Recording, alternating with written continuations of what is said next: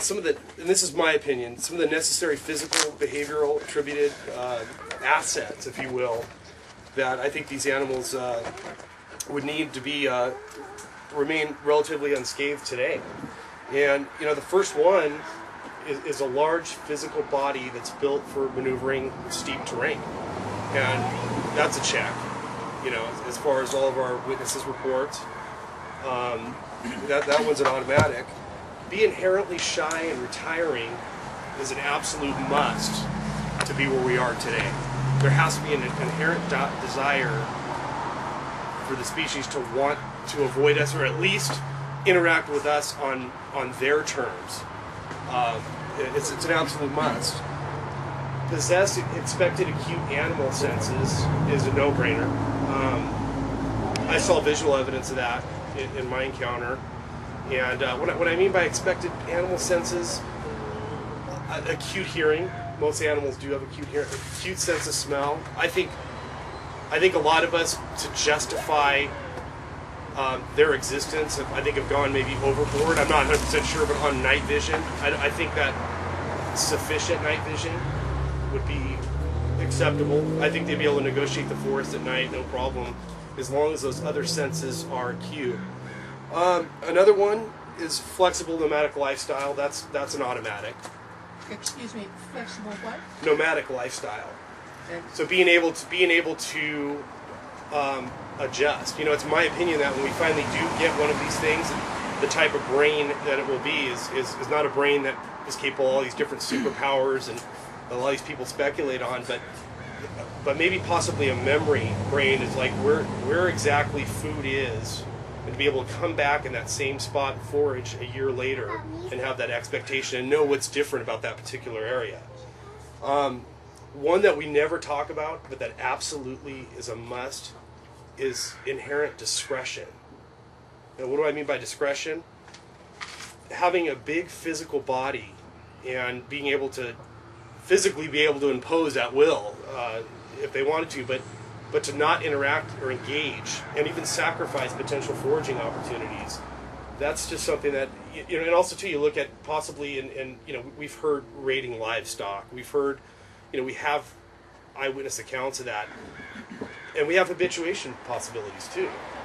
But on a recurrent basis, it seems that it'd be very rare, or we would be a little further along right now. Last one is probably the most important, and they might be diurnal. I mean, they may be more active during the day, but I would argue, based not only on my experiences, but predominantly nocturnal.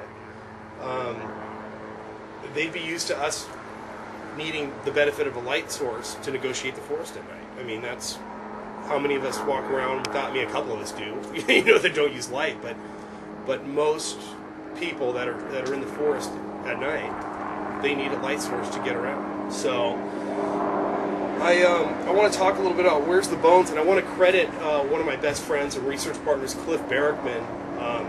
If you get a chance, check out his blog and website. It's just NorthAmericanBigfoot.com. And Cliff talks a little bit about in there on one of his blogs that he had in May. He nailed it on the head, where he's talking about apex predator death hypothesis and where are the bones. And I want to just kind of touch on this in a few different phases. What's an apex predator is basically the adult animal is at the top of the food chain. Your only potential predator would be humans. So adult black bear is the apex predator. Adult cougar mountain lion is an apex predator. The hypothesis is that when these animals die, that usually the animal knows it's getting sick, vulnerable, more weak, that they'll retreat to further locations. We've heard this argued before, but it makes a lot of sense. And food isn't going to be an issue because the animal's sick; it's not going to eat much. But I would expect them to go near a likely water source, maybe an inaccessible cave, under downed trees. And I'm going to touch on this in a minute because 99%, I would argue, maybe even more, I'm throwing that figure out because it makes sense. Most of us as humans, we stick to a route of travel that's going to be the easiest negotiated path. I mean, I don't care if you're backpacking or you're on just a human trail with your family. I mean, that is the most common interaction that people have with the forest.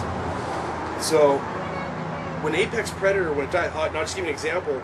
Out of the thousands of acres I've hiked day and night, and I've been in places we're not really supposed to be, but I have never found the remains of any apex predator. I found the remains of a couple ungulates that have been probably dead a couple weeks, I would imagine, partial skull, whatever. But there's billions of deer and hoofed animals, especially in the Pacific Northwest.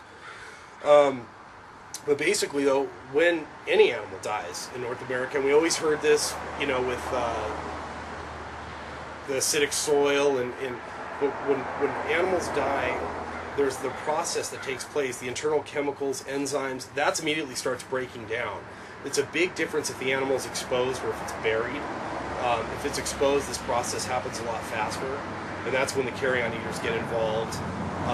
You've got moths are going to eat for the fur. You've got animals that are going to pick at the internal body parts. Obviously, bacteria is the biggest one. But then you've got some of the larger scavengers like coyotes and bears that they're going to further disperse those bones. And Cliff used a perfect example of someone possibly just walking in Minnesota in the forest and finding what could be, potential Bigfoot femur bone. And why would you think it's anything else other than a moose or another large animal that you can identify with that exists? So it's just a perfect example. And that brings me to its 4 parts of chain of a lucky chance find of remains. My argument is going to be that we are going to get better footages first, DNA second, and then the specimen, whether dead, alive, whatever, that's going to be last. But I think we'll be able to prove the species in with the first 2 before even getting to that last. So the 4 parts of chain, you have most people that are going through the human trails, and you would need an apex predator like a Bigfoot to die in a reasonable amount of time within a visual distance of that trail. That's number 1, which sounds almost a miracle in itself to get there. The second thing was the remains at that point would have to be recognizable as something that's unique, different, a large skull, partial skeleton. Something that then it has to be physically collected by the person or brought somebody back to collect it within a time frame. And then 4th is bringing it in for appropriate processing. And I was just talking with Joyce, and the perception is that there's all these people just waiting to examine bones. You just try to call the universities and tell them. Yeah, they'll probably look at it, but maybe if you get a couple weeks when I have time, or I'll get back to you. It's not. That's number 4. But my argument is, what are the chances that we get past 1? You look over a long period of time, over even the last 300 years, and you'd think, I still say the best skeptical argument is that by now one should have made a mistake. There should have been either one that's shot and then the physical specimen is dragged in. But as far as a chance find of bones, another thing I want to talk about is fossilization. You would be amazed at how many people believe that all the animals that die, that their bones are just left in the forest. And if that was true, especially with all the ungulates, we'd be up to our neck in bones. And for those of you who understand fossilization, it really is a miracle process. There's thousands of animals that we are never going to know existed because they may be fossils, but we're not going to find those fossils. You're talking about a 5-step. Animal has to die in water. You need an appropriate sedimentary layer.